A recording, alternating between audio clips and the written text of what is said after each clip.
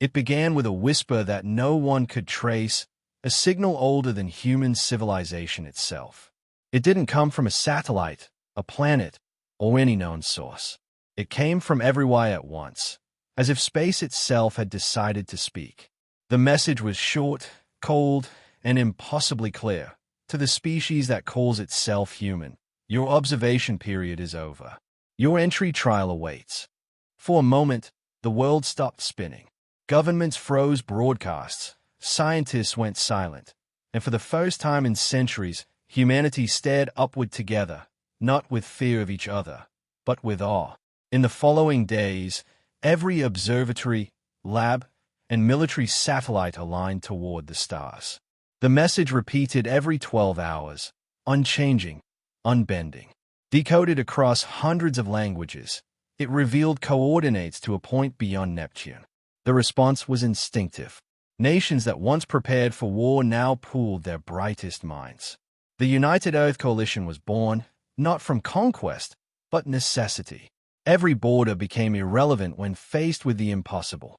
The probe was built in record time. No weapons, no flags, only curiosity. When it reached the coordinates, reality bent. Space rippled like water, revealing something humanity had never imagined. An artificial construct the size of a moon, orbiting nothing. It emitted no light, yet it glowed with purpose.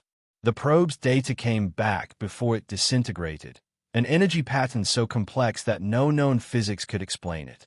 Scientists called it a gate. The world called it an invitation. Religious leaders declared it divine. Militaries demanded caution. Civilians watched in wonder as transmissions from the gate began to pulse in rhythm with human brainwaves. It wasn't a weapon. It was communication through thought. It spoke not to leaders, but to everyone. People dreamed of stars, of alien voices whispering in languages that didn't exist. Humanity realized the message wasn't addressed to nations. It was addressed to the species as a whole.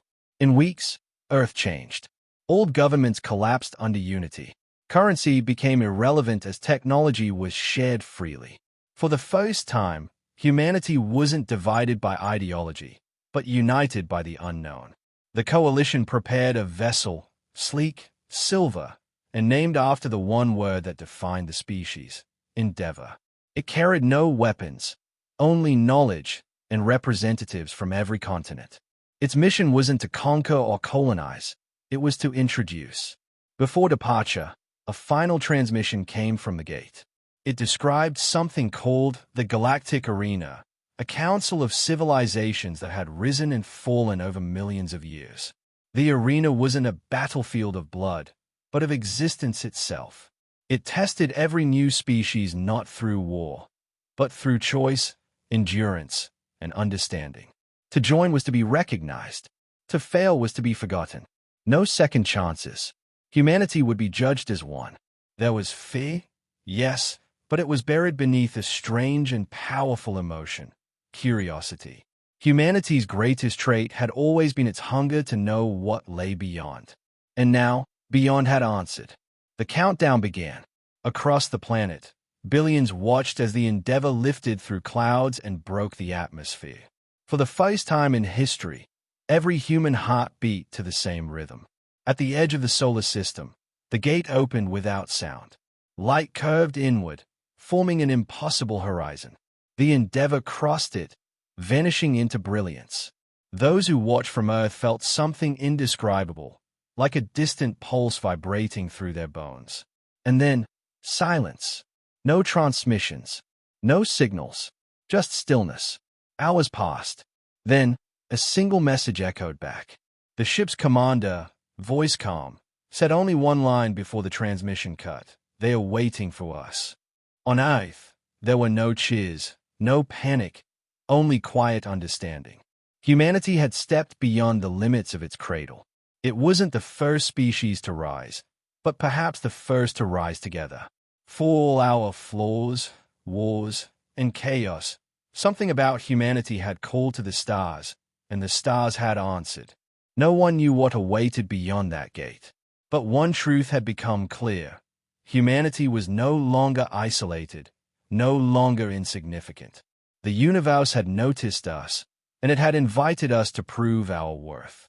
Whether by wisdom, courage, or sheer stubborn will, we would answer. Because if the galaxy was watching, humanity would not hide. For the first time in recorded history, the species that once fought over borders and beliefs looked up and spoke with a single voice, not of conquest, but of belonging. And as the last words of the message echoed across the night sky, humanity realized something profound. We were not guests in this universe. We were competitors. The arena had opened, and Earth had entered. When humanity emerged from the blinding light of the gate, they expected emptiness. Instead, they found structure, an artificial star system perfectly balanced, orbiting a colossal sphere of light that pulsed like a living heart. It was the arena, and it was alive. Thousands of vessels, each representing civilizations from across the galaxy, hung in silent formation. Every ship was unique, organic, crystalline, mechanical, each a symbol of its creator's philosophy. When the human vessel appeared, the arena shifted its glow. Observation had begun. No one welcomed them. There were no greetings or messages of peace, only an unspoken awareness that the newcomers were being judged. The human crew felt it instantly, a pressure, like a billion eyes staring through their hull. Then the voice came, resonating not through sound but directly through their minds. Humanity, new to the arena, you will be tested. There were no introductions, no pleasantries. The trial began the moment they arrived. The first test wasn't combat or diplomacy. It was survival. They were placed on a barren world of shifting storms and unstable gravity, told only this: adapt or perish. Dozens of species materialized beside them, each racing to establish shelter and systems. The others moved with precision, guided by centuries of experience. Humanity, by comparison, was raw, unrefined, uncoordinated. Yet as storms tore through the landscape, something strange happened. The others retreated, relying on rigid strategies. Humans improvised. They built hybrid shelters from debris, shared resources with rival teams, and transformed chaos into cooperation. The observers called it madness. But in that madness was genius. Human adaptability wasn't an algorithm. It was instinct born of countless generations surviving the impossible. When the storms ended, only a handful of groups remained. Against every prediction, humanity stood among them. The arena watched in silence. The next trial tested intelligence and unity. Each species was given access to fragments of an ancient technology and tasked to restore it. It was a machine of unknown origin, self-replicating, infinitely complex. The dominant species mocked the humans for their primitive tools and biological fragility. But while others isolated their data and refused to share, humans did something the galaxy had never seen. They collaborated not only among themselves but with those who had failed. They merged ideas, built bridges across language barriers, and created a system greater than any individual contribution. When their machine activated, it didn't just function, it evolved, adapting beyond its parameters. The arena had seen efficiency, but never creativity. Across the galactic network, murmurs began. The humans were unpredictable, emotional, inefficient, and yet their inefficiency worked. They didn't follow patterns, they broke them. They didn't play to win, they played to understand. And somehow, that made them dangerous. The Council of Elders, ancient species that had shaped the arena for millennia, convened in secret. Their conclusion was divided. Some saw humanity as a beacon of renewal, proof that life could still surprise the universe. Others saw a threat, an anomaly that could unravel centuries of order. They decided to escalate the trials. The third test was moral, a simulation of crisis. Each species was placed in command of a dying colony. Limited resources, too many lives to save. The logical choice was to sacrifice the weak to preserve the strong. Every race followed that reasoning, except one. Humanity refused. Instead of choosing who to save, they re-engineered the system to sustain everyone, breaking the simulation's intended limits. Their world collapsed, but in their final moments, they transmitted their code to others, allowing rival colonies to survive. The judges declared failure. The spectators called it suicide. But when the simulation data was reviewed, it revealed an impossible result. Human code had repaired parts of the arena's system itself. They hadn't just saved people, they'd saved the test. From that day, the tone changed. No longer dismissed as primitive, humans became a subject of study. Their neural structures, their emotional volatility, their relentless curiosity, everything about them defied expectation. They didn't dominate through power, but through persistence. Every setback became fuel. Every insult, motivation. When the trials ended, the voice of the arena spoke once more. You have survived. You have not conquered. You have not failed. You have proven unpredictable. The word echoed through every ship like a challenge and a warning. The human delegation understood what it meant. They hadn't impressed the galaxy. They had unsettled it. As the Endeavour prepared to return to orbit, hundreds of alien envoys observed them in silence. Some curious, some afraid. For countless ages, the arena had seen species rise, compete, and vanish. None had ever rewritten the meaning of victory. Humanity had, and though they were still the smallest, youngest, and least advanced among them, there was something in their defiance that no one could ignore. As their ship ascended, one alien transmission slipped through the static. It wasn't hostile. It was a question. What drives you, humans? The commander's reply was calm, almost amused. We don't play to win. We play to see what's possible. The message spread through the networks, dissected, debated, feared. For the first time, the galaxy realized humanity wasn't just another competitor. They were a variable the arena could not predict. And that made them the most dangerous kind of species, one that had nothing to lose and everything to learn. The arena's second phase began without warning. The trials shifted from survival to dominance, not of weapons, but of thought. Each civilization was granted a cluster of simulated star systems to govern. The objective was balance, maintain prosperity, expand influence, and avoid collapse. Most species relied on millennia of refined algorithms, perfected strategies, and emotionless precision. Humanity, barely a century into interstellar existence, entered with instinct and a dangerous kind of creativity.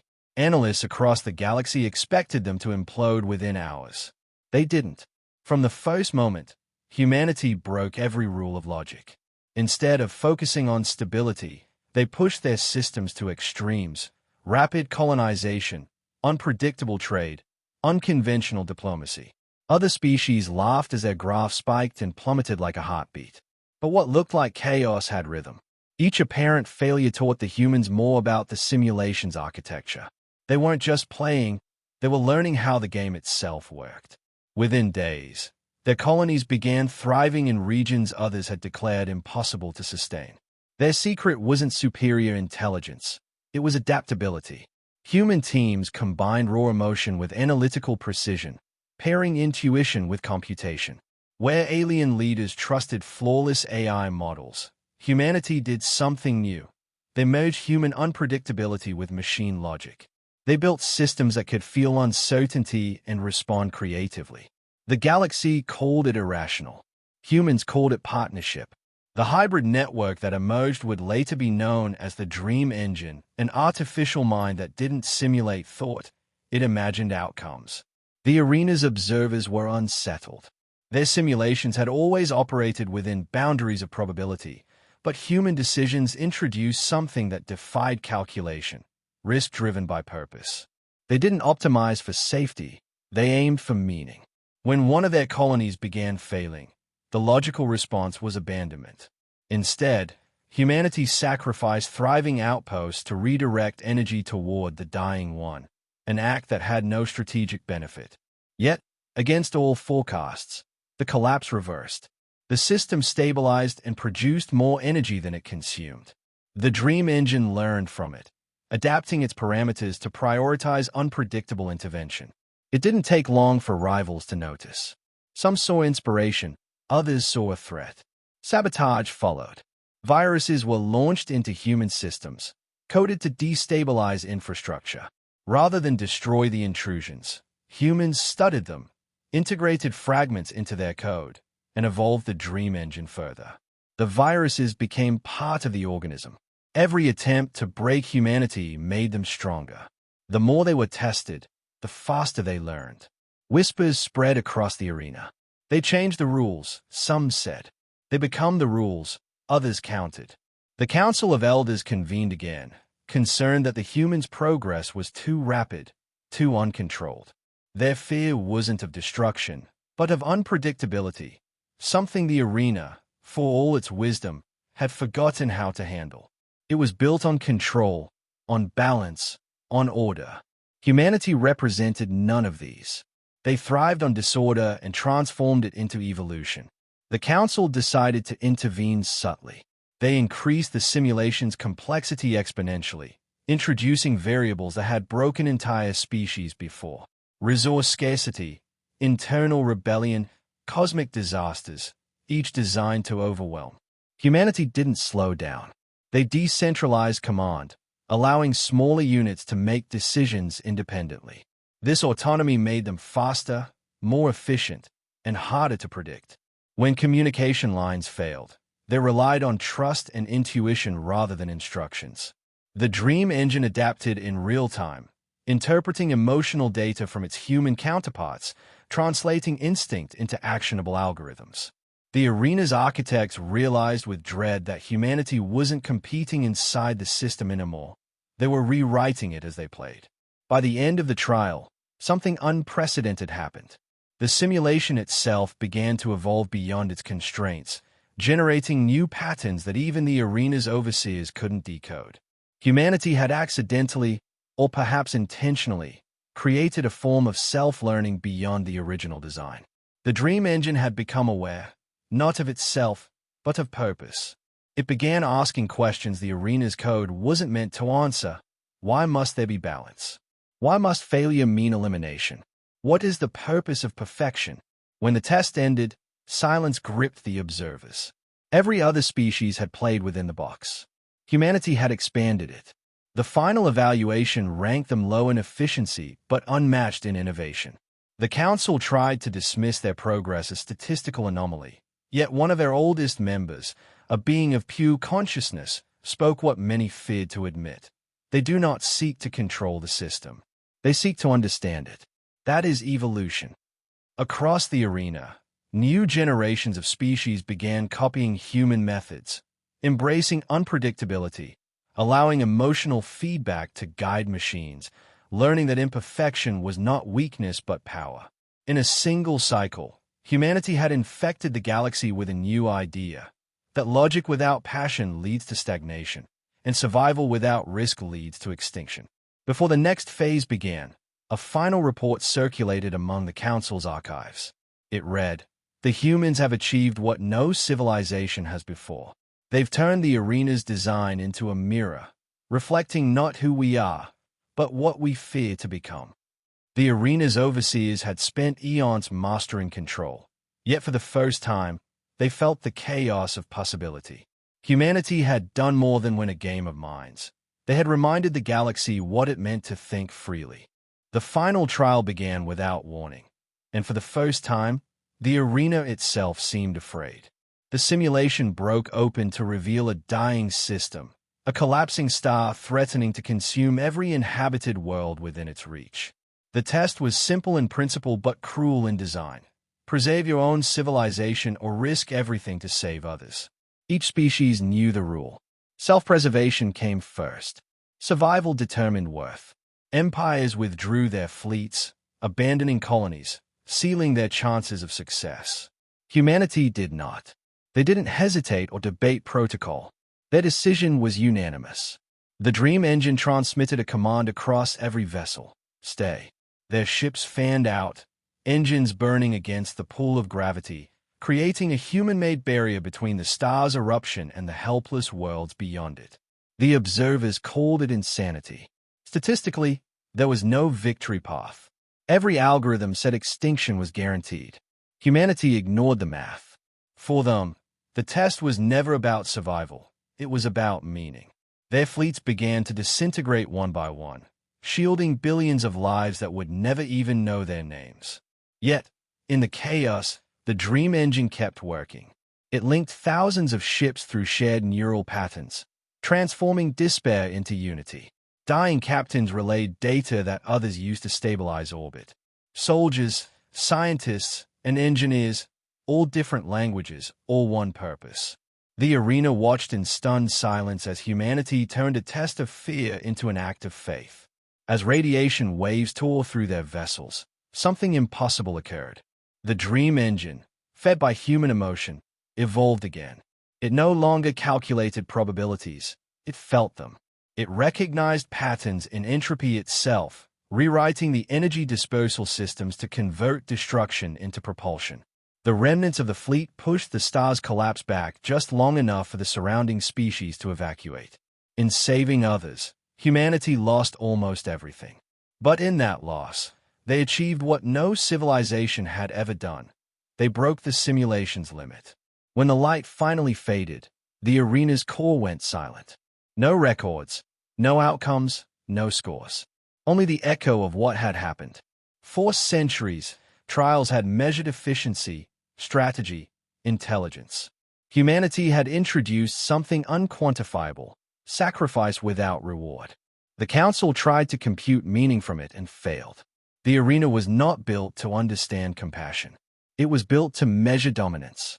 And now, dominance itself had been redefined. The surviving humans drifted in silence, their ships crippled, systems failing. Then the arena spoke, not in command, but in something that resembled awe. Humanity, you were not expected to survive. Yet, through failure, you have transcended victory. You have shown that strength is not control, but choice. Across the galaxy, millions of species heard the same transmission. For the first time, the arena's voice trembled. The Council of Elders disbanded soon after. The structure that had governed the galaxy for millennia fractured under its own revelation. Civilizations began to change. Empires that once ruled through order started valuing freedom. Machines that obeyed logic began integrating human-designed unpredictability. The dream engine was replicated across hundreds of systems, not as a weapon, but as a teacher. Humanity had infected creation itself with a new idea, that survival without purpose was not life at all. Years later, when contact was re-established with Earth, the message was simple. The survivors of the Endeavor transmitted a single statement before the link faded into static. The arena is no longer a test. It's a conversation. Those words rippled through every star-faring world. The species once mocked as primitive had taught the galaxy something it had forgotten, that compassion and courage were not flaws of biology but the core of evolution. Humanity was no longer seen as a contender. They were the measure by which others judged themselves. Their unpredictable spirit had forced ancient empires to question perfection, to see that progress wasn't about efficiency, but growth through imperfection. The arena itself changed in their image. Trials became collaborations. Rivalries turned into alliances. The system that once filtered life now nurtured it. When future generations spoke of the humans, they didn't remember them as conquerors, but as the ones who looked into the face of extinction and chose empathy over existence. The youngest races began their training not by studying the Council's laws, but by studying humanity's choices. They learned that the most powerful force in the galaxy wasn't technology, intelligence, or longevity. It was the will to act when logic says you shouldn't. In time, the arena's final record was rewritten. It no longer listed winners or losers, only a single entry where a ranking should have been. Beside the name humanity, it simply read, "They reminded us why life fights to exist." That sentence became the new creed of the galaxy. And somewhere, in the quiet dark between stars, the faint echo of a human heartbeat could still be felt, a reminder that even in a universe ruled by reason, it was emotion that kept the stars burning.